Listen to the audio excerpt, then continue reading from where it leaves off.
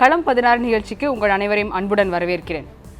தமிழ்நாட்டில் தற்பொழுது தலித் ஒருவர் முதல்வராக வர வேண்டும் என்ற கோரிக்கை வலுப்பெற்று வருகிறது என்று கூறலாம். தலித் ஒருவரை தமிழக முதல்வர் வேட்பாளராக முன்னிறுத்த வேண்டும் என்று விடுதலை சிறுத்தைகள் கட்சியின் சார்பாக கோரிக்கை வைக்கப்பட்டுள்ளது. இந்த கோரிக்கையை தொடர்ந்து பல விவாதங்கள் எழுப்பப்பட்டுள்ளன. தலித் முதல்வர் என்பது தமிழ்நாட்டில் சாத்தியமா? தலித் முதல்வர் வந்தால் தலித் மக்களுக்கான பிரச்சனைகள் தீர்ந்து விடுமா என்று பல விஷயங்களை நாம் இன்று களம் 16 நிகழ்ச்சியில் அலசப் போகிறோம். இது குறித்து பேசுவதற்காக சிறப்பு விருந்தினர்களும் இணைவிருக்கிறார்கள். இதற்கு முன்பாக இந்த சம்பவம் குறித்து, இந்த கோரிக்கை குறித்த ஒரு செய்தி தொகுப்பை தற்போது பார்க்கலாம். தமிழகத்தில் கூட்டணி ஆட்சி அமைக்கும் நோக்கத்துடன் விடுதலை சிறுத்தைகள் கட்சியின் தலைவர் தொல் திருமாவளவன் முன்னெடுத்த முயற்சியின் காரணமாக தொடங்கப்பட்டதே மக்கள் நலன் காக்கும் கூட்டு இயக்கம். மதிமுக, விடுதலை சிறுத்தைகள் மற்றும் 2 இடதுசாரி கட்சிகளும் இணைந்த ஒரு அரசியல் கூட்டணியாக மக்கள் நல கூட்டு இயக்கம் உருவானது. முதலில் கூட்டாக சேர்ந்து தேர்தலை சந்தித்து அதில் பெரும் இடங்களை வைத்து திமுக, அதிமுக அல்லது ஒரு கூட்டணி என்று தொடங்கிய பேச்சுவார்த்தை பின்னர் மக்கள் நல கூட்டணியாக உருப்பெற்றிருக்கிறது. மதுரையில் நடைபெற்ற மக்கள் நல கூட்டணியின் பொதுக்கூட்டத்தில் அதன் அனைத்து கட்சி தலைவர்களும் கலந்து கொண்டனர். இந்த கூட்டம் முடிந்து சில நாட்களிலேயே விடுதலை சிறுத்தைகள் கட்சியின் பொதுச் செயலாளர் ரவிக்குமார் தனது பேஸ்புக் வலைதளத்தில் தமிழகத்தின் அடுத்த முதல்வராக தலித் ஒருவரை முன்னிறுத்த வேண்டும் என்று கூறியிருந்தார். தேர்தலுக்கு பிறகே முதலமைச்சர் வேட்பாளர் குறித்து முடிவெடுக்கப்படும் என்று மக்கள் நல கூட்டணி சார்பில் கூறப்பட்டு வந்த நிலையில் ரவிக்குமாரின் இந்த கருத்து மக்கள் நல கூட்டணி குறித்து பல கேள்விகளை எழுப்பியுள்ளது. இந்த கருத்துக்கு கூட்டணியில் உள்ள பிற கட்சிகள் முக்கியத்துவம் அளிக்குமா என்ற எதிர்பார்ப்பும் ஏற்பட்டுள்ளது. முதல்வர் வேட்பாளர் அப்படின்ற கோரிக்கையை பல கட்சிகள் முன்வைத்து வராங்க. ஆனால் மக்கள் நல கூட்டணி சிபிஐ, சிபிஎம், மதிமுக மற்றும் விடுதலை சிறுத்தைகள் அங்கமாக இருக்கக்கூடிய மக்கள் நல கூட்டணி தங்களுடைய குறைந்தபட்ச செயல் திட்டம் தான் முதல்வர் வேட்பாளராக இந்த தேர்தலில் இருக்கும் என்று அறிவித்திருந்தார்கள். அதன் பிறகு இந்த கூட்டணியில் அங்கம் வகிக்கக்கூடிய விடுதலை சிறுத்தைகள் கட்சியின் பொதுச் செயலாளர் ரவிக்குமார் அவர்கள் அவருடைய முகநூல் பதிவு தலித் ஒருவர் தமிழகத்தினுடைய முதல்வராக வர வேண்டும், முதல்வர் வேட்பாளராக முன்னிறுத்தப்பட வேண்டும் என்று அவர் குறிப்பிட்டிருந்த இந்த முகநூல் பதிவு பல விவாதங்களை எழுப்பியுள்ளது. இது மக்கள் நல கூட்டணியில் பிளவை ஏற்படுத்தலாமா அல்லது பொதுவாக அனைத்து கட்சிகளுக்குமான ஒரு கோரிக்கையாக தான் இது வைக்கப்பட்டிருக்கிறதா என்று பல தளங்களில் இந்த விவாதங்கள் எழுப்பப்பட்டு வருகின்றன. இது குறித்து பேசுவதற்காக நம்முடைய சமூக செயற்பாட்டாளர் மதுரையிலிருந்து எவிடன்ஸ் கதிர் அவர்கள் நம்முடைய இணைந்திருக்கிறார். அவரிடம் கேட்கலாம். சார், இப்போ தலித் ஒருவர் தமிழ்நாட்டினுடைய முதல்வர் வேட்பாளராக முன்னிறுத்தப்பட வேண்டும் அப்படின்ற ஒரு கோரிக்கை வச்சிருக்காங்க. இந்த கோரிக்கை ஏற்புடையதா? இது தமிழக மக்களிடையே ஒரு வரவேற்பை பெறக்கூடிய ஒரு கோரிக்கையாக இருக்கும் நினைக்கிறீங்களா இந்த சூழலில்? கண்டிப்பாக ஒரு பெரிய ஜனநாயக நாட்டில் ஒடுக்கப்பட்ட சமூகத்தைச் சேர்ந்த ஒருவர் தமிழக முதலமைச்சராக வர வேண்டும் என்பது எல்லோருடைய விருப்பமாக இருக்கும். சமூக நீதியை விரும்புவர்கள் எல்லோரும் இதை கண்டிப்பாக ஏற்றுக்கொள்வார்கள். ஆனால் இந்த காலகட்டத்தில் இது போன்ற கோரிக்கை வைக்கிறதுனுடைய பின்னணியை நம்ம பார்க்க வேண்டியதாக இருக்குது. கண்டிப்பாக இப்போ என்னுடைய கருத்து அப்படின்னு பார்த்தீங்கன்னா, ஒரு தலித் முதலமைச்சராக இருந்தால் கண்டிப்பாக ஏற்றுக்கலாம், அதில் மாற்று கருத்து இல்லை.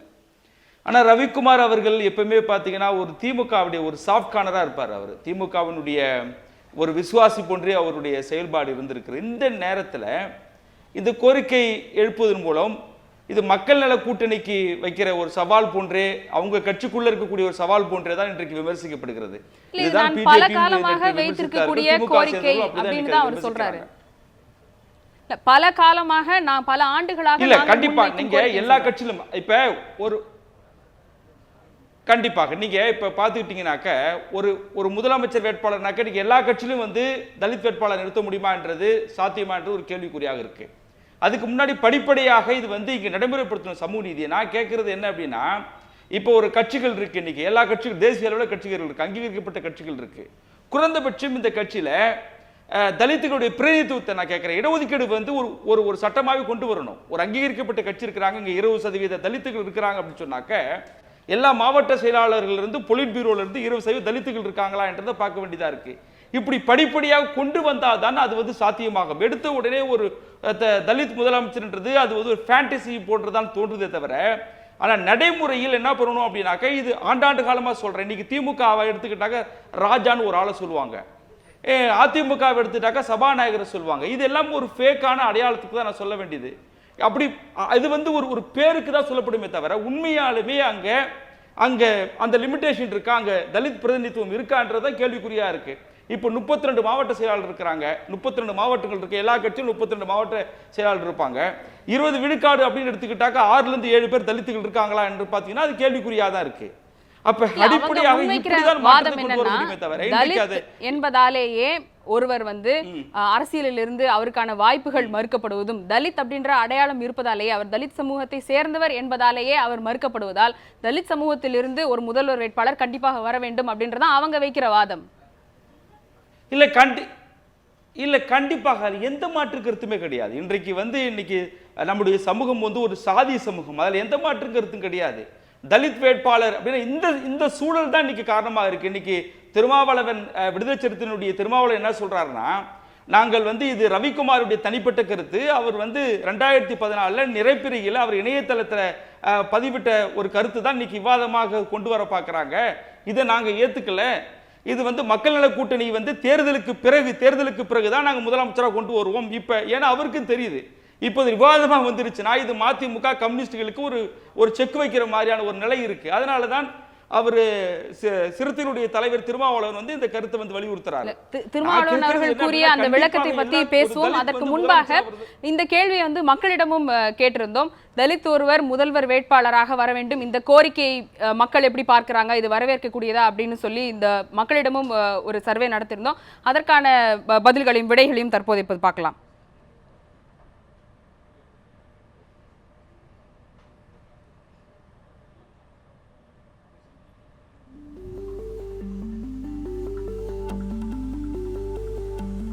தலித் ஒருவர் முதலமைச்சராக வேண்டும் என்று விடுதலை சிறுத்தைகள் கட்சியினுடைய ரவிக்குமார் அவர்கள் கூறியிருப்பது மக்கள் நல கூட்டணியை பிளவுபடுத்தக்கூடும் என்று அதிகபட்சமாக சுமார் 38% பேர் சொல்லியிருக்காங்க. இது வந்து வரவேற்க வேண்டிய விஷயம், தலித் சமூகத்திலிருந்து ஒருவர் கண்டிப்பாக வரணும், இது வந்து வரவேற்க வேண்டிய விஷயம் தான் சொல்லி 34% பேர் சொல்லியிருக்காங்க.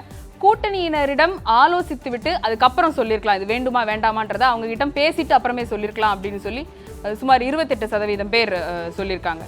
இப்போ சார் இதை வச்சு பார்க்கும்போது இது வந்து மக்கள் நல கூட்டணியை பிளவுபடுத்தும் அப்படின்னு இந்த பதில் முன்னுக்கு வருது அப்படின்னு பார்க்கும்போது, மக்கள் நல கூட்டணி பிளவுபட்டுச்சுன்னா அது வந்து விடுதலை சிறுத்தைகள் கட்சிக்கும் தானே அது வந்து பாதிக்கும். இதனை தெரிந்தே வந்து இந்த அறிவிப்பை விட்டிருப்பாங்களா? ஸோ இது நீங்க சொல்ற மாதிரியான அரசியல் நோக்கம் இருக்குன்னு எப்படி ஏத்துக்க முடியும்? அதுக்கு கூட்டணி பிளவுபட்டால் அது அவங்களுக்கும் தானே பாதிப்பு. நீங்க மதுரை கூட்டத்துக்கு பிறகு இன்னைக்கு நம்ம கண்டிப்பாக எல்லாருடைய கனவும் ஒடுக்கப்பட்ட சமுதாயத்தை சேர்ந்தவர் ஒரு பிரதிநிதியாக முதலமைச்சராக வர வேண்டும் என்பது ஒரு பெரிய கனவு. அதில் யாருக்கும் எந்த மாற்று கருத்தும் கிடையாது. இந்த நேரத்தில் மக்கள் நல கூட்டணியில் இப்போ பார்த்தீங்கன்னாக்க தலித் முதலமைச்சர் அப்படின்னு பார்க்கும்போது ரெண்டு விஷயம் இருக்கு. இப்போ சிபிஎம்ல தலித் முதலமைச்சரை நிறுத்தணுமா, இல்லை சிபிஐல நிறுத்தணுமா, இல்லை மதிமுக நிறுத்தணுமா என்ற ஒரு கேள்வி இருக்கு. ரெண்டாவது, தலித் அரசியல் பார்க்கும்போது, அடையாள அரசியல் பார்க்கும்போது விடுதலை சிறுத்தைகள் தான் அதனுடைய அடையாளமாக இருக்கு. அப்ப அது விடுதலை சிறுத்தைகளுக்கான அர்த்தமாக தான் இது இன்னைக்கு மைய சமூகத்தில் பார்க்கப்படுது. ஆகவே தான் என்ன சொல்றாங்கன்னா, இது விடுதலை சிறுத்தைகளுடைய கருத்தாகவும் திருமாவளவனை முன்னிறுத்துற கருத்தாகவும் இன்றைக்கு அது பார்க்கப்படுது. அப்ப என்னன்னாக்க நம்ம தேர்தலுக்கு பிறகு அறிவிக்கலாம் என்ற திருமாவளவன் முதல்வர் வேட்பாளராக அறிவிக்கப்பட வேண்டும் அப்படின்னு வந்து எந்த இடத்துலயும் அவங்க வந்து தீர்க்கமாக எங்கேயும் வந்து குறிப்பிடல. தலித் சமூகத்தை சேர்ந்த ஒருவர் வரணும் அப்படின்னு தான் வந்து சொல்லிக்கிட்டு இருக்காங்க. திருமாவளவன் குறிப்பாக வர வேண்டும் அப்படின்னு சொல்லி அவங்க எந்த இடத்துலயும் வந்து வெளிப்படையாக அறிவிக்கவில்லையே இது வரைக்கும். இல்ல அப்ப நம்ம அர்த்தம் அப்படிதான். அதாவது இன்னைக்கு நேற்று கூட நான் முகநூலில் அதை எழுதியிருந்தேன். இப்போ தலித் முதல்வர் எல்லாரும் வரணும் அப்படின்னு சொன்னாங்கன்னா இப்போ காங்கிரஸும் சரி, திமுக, அண்ணா திமுக, பிஜேபி எல்லாருமே நீங்கள் ஒரு முதல்வர் வேட்பாளராக தலித் அறிவிங்கன்றதா எங்களுடைய வாதம். அதில் எந்த மாற்று கருத்தும் கிடையாது. ஆனால் அப்படி சொல்லப்பட்டாலும் அர்த்தம் எப்படி இருக்குன்றதான் பார்க்க வேண்டியது. இன்னைக்கு ஒரு தலித் கட்சி அப்படி எடுத்துக்கிட்டாக்க ஒரு மிகப்பெரிய செல்வாக்கு மிக்க கட்சி விடுதலை சிறுத்தைகள், எந்த மாற்று கருத்து கிடையாது. இதர தலித் கட்சிகளை விட தமிழகத்தில் அதிகமான செல்வாக்கும் அரசியல் வலிமையும் தலித் கட்சிகள் அது முதலிடத்தில் வந்து விடுதலை சிறுத்தைகள் இருக்கு. அப்ப அந்த கோரிக்கை வைக்கிற போது அது தங்களை வைக்கிற கோரிக்கையாக தான் இன்றைக்கு மைய சமூகம் பார்ப்பாங்க. சிறிய இடைவேளை இந்த நிகழ்ச்சியில் தற்போது தலித் வேட்பாளரை முன்னிறுத்த வேண்டும் என்று கூறுவது திருமாவளவனை தான் கூறுகிறார்கள் விடுதலை சிறுத்தைகள் கட்சியின் என்று கூறப்படுகிறது. உண்மையிலேயே இப்படித்தானா? தலித் வேட்பாளர் ஒருவர் முதல்வராக வந்தால் தலித்துகளுக்கான பிரச்சனைகளை தீர்வு காண முடியுமா என்று தொடர்ந்து விவாதிக்கலாம். களம் 16 நிகழ்ச்சியில் ஒரு சிறிய இடைவேளை.